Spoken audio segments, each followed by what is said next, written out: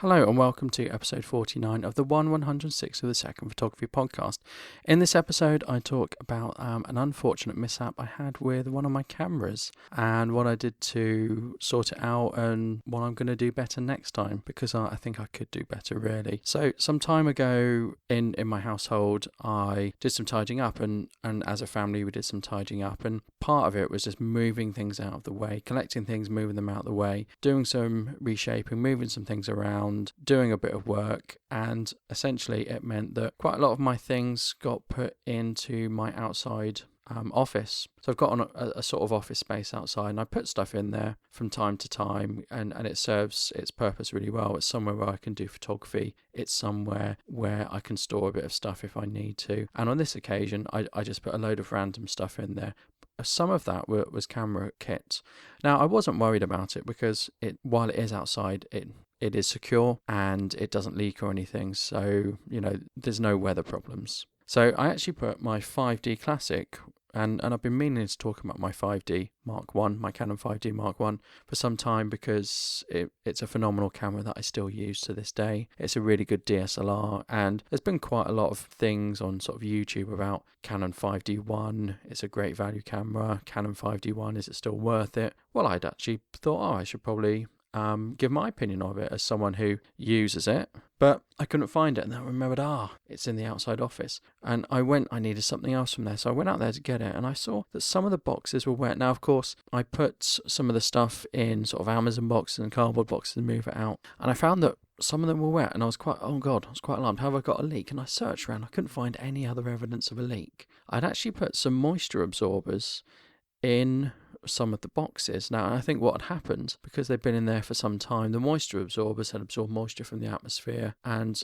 become saturated, and they kept absorbing as they become saturated, and then water just sort of leached out of them. The cardboard boxes absorbed the moisture, and that explained why they were wet, and also explained why they didn't dry off as well, because they've got that moisture absorbing chemical with them, so it's not going to evaporate either. In the same box as my Canon 5D. So, some strange things had happened. I have Peak Design clips that I put on to all my cameras. So they're really easy to fit on a DSLR. You just sort of loop them round, and it means you can use Peak Design camera straps, and it means you can quickly swap one from the other. I have a black rapid strap, but I actually found when I put that on my 5D, it fell off. Well, my 5D fell off, and it cracked part of the casing. It's not a bad crack, and it's not the end of the world, but I thought, I don't really want to use my black rapid anymore. So for those of you who don't know, a black rapid strap just screws in the bottom. It's got a 1/4 inch 20 tripod mount, and you just wind it into your camera like you would a tripod mount, but it fell off, and I sort of lost a bit of confidence in my black rapid strap, particularly for a heavier camera.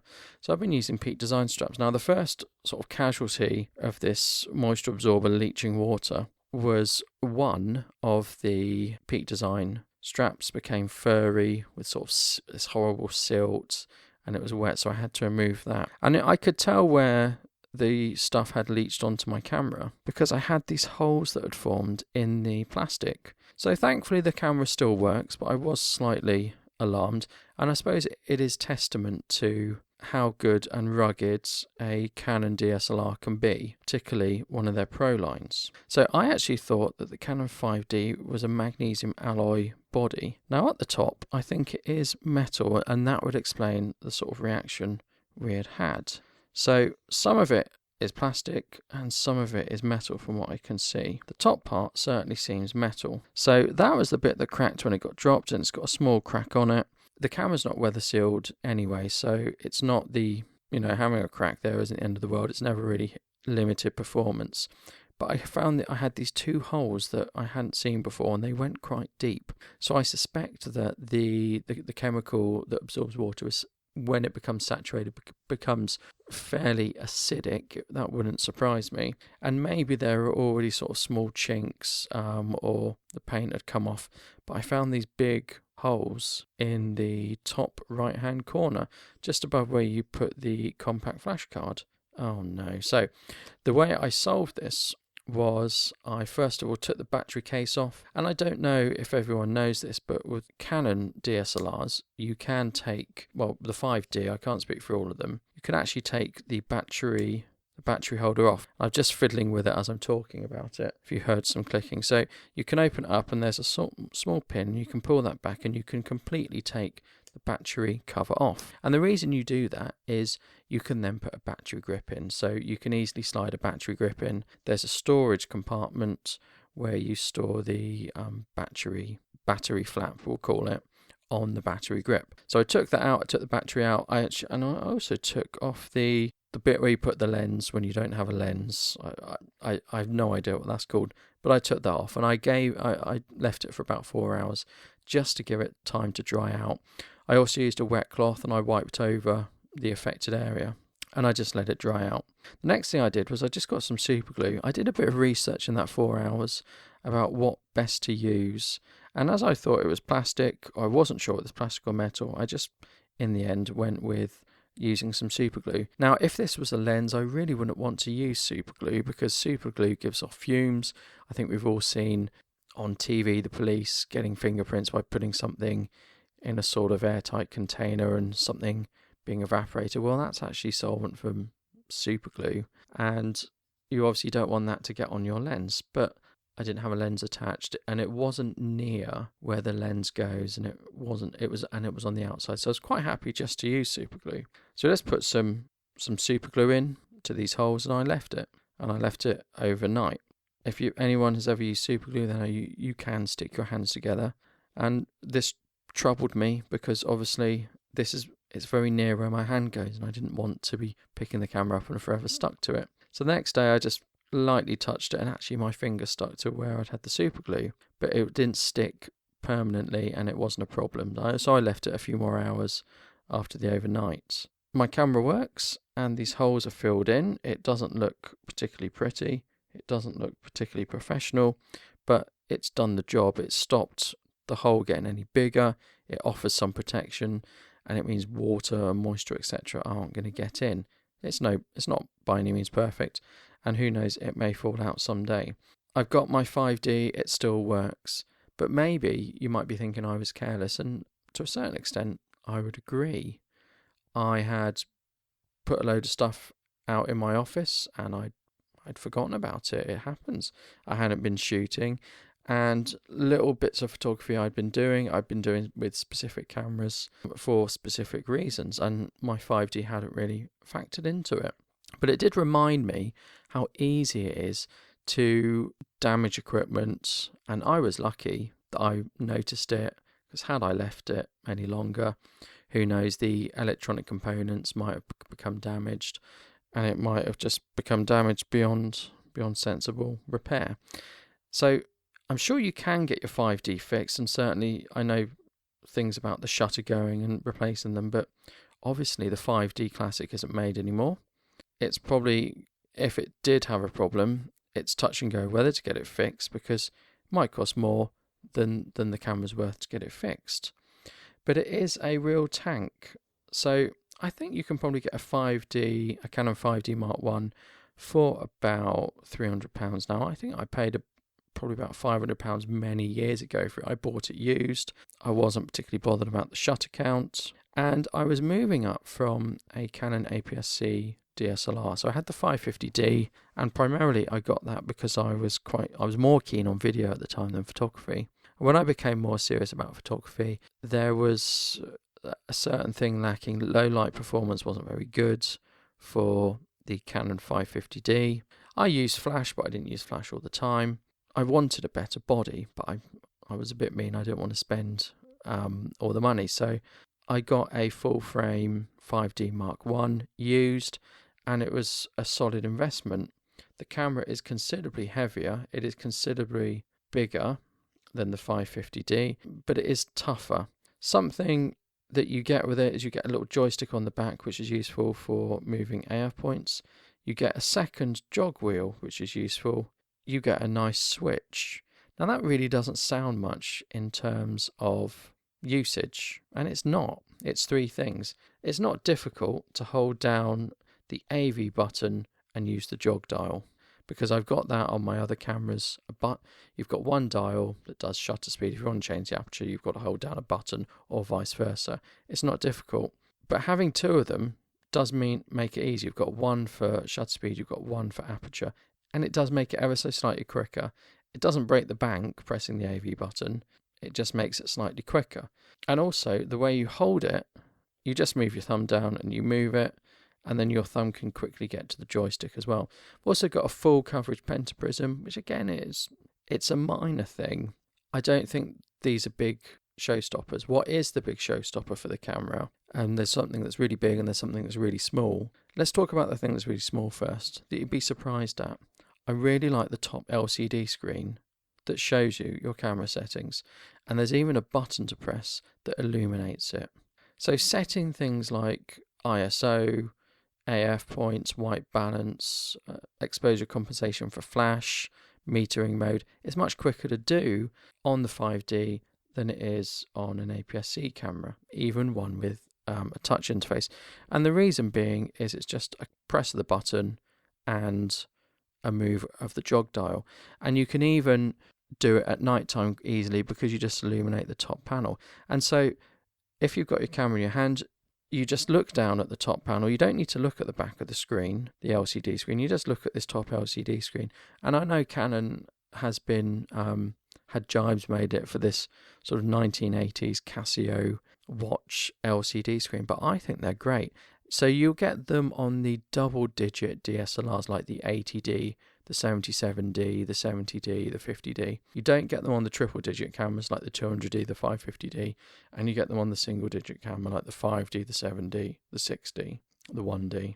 I think they're really useful. I think they should stay. And I know on the EOS R, you've now got that, but it's more modern. It's not really that sort of LCD. That, for me, drastically speeds things up and makes things easier. The other benefit of the camera is you've got a full frame sensor.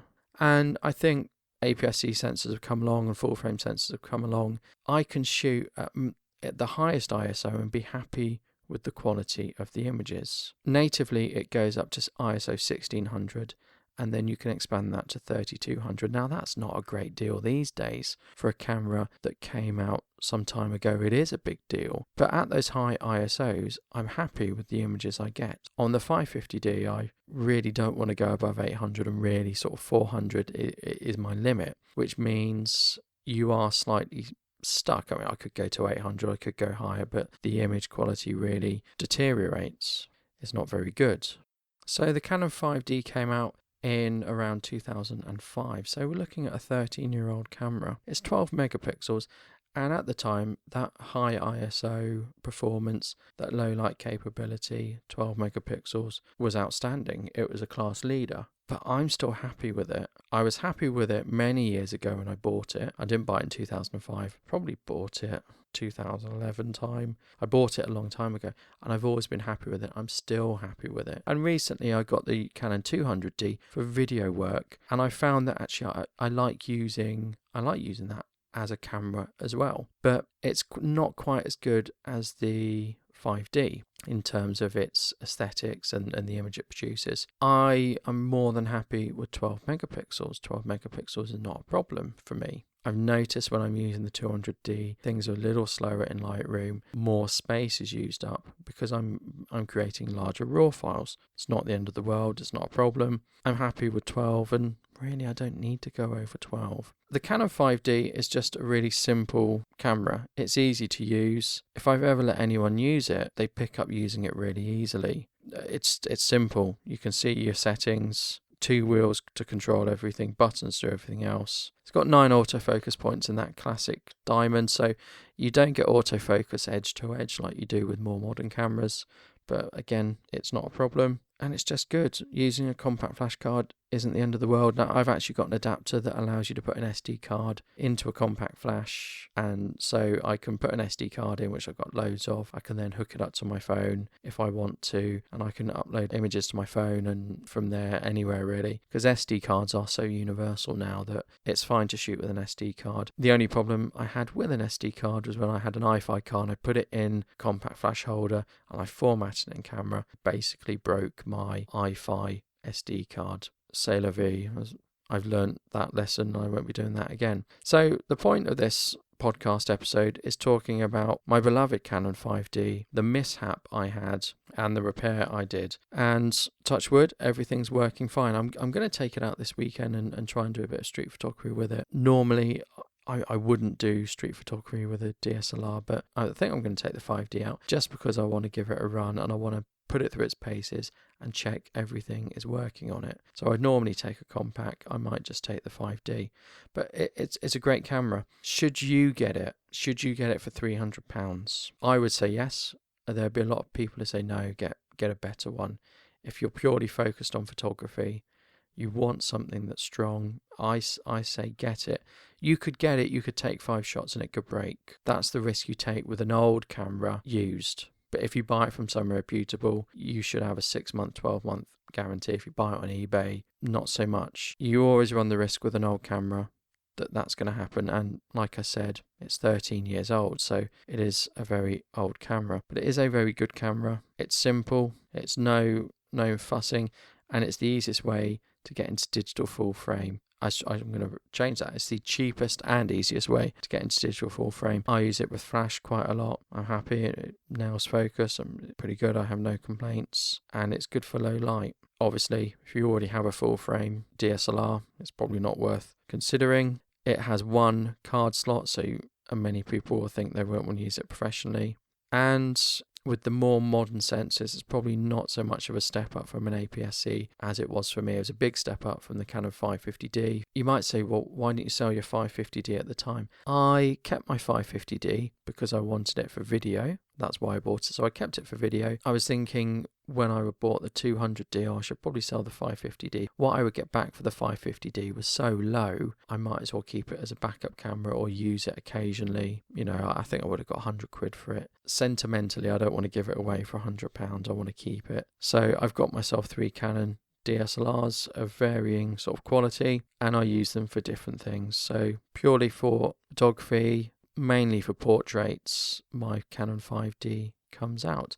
So don't forget you can support the show at patreon.com/160SPP. And while I haven't been on Twitter much recently, you can find me on Twitter as well. And I took a break for Christmas, but hopefully I'm back. It is difficult to get back into it after taking a break, and the break was much needed. And I certainly enjoyed taking a break from the podcast over the Christmas period. But hopefully I'm back now. See you later.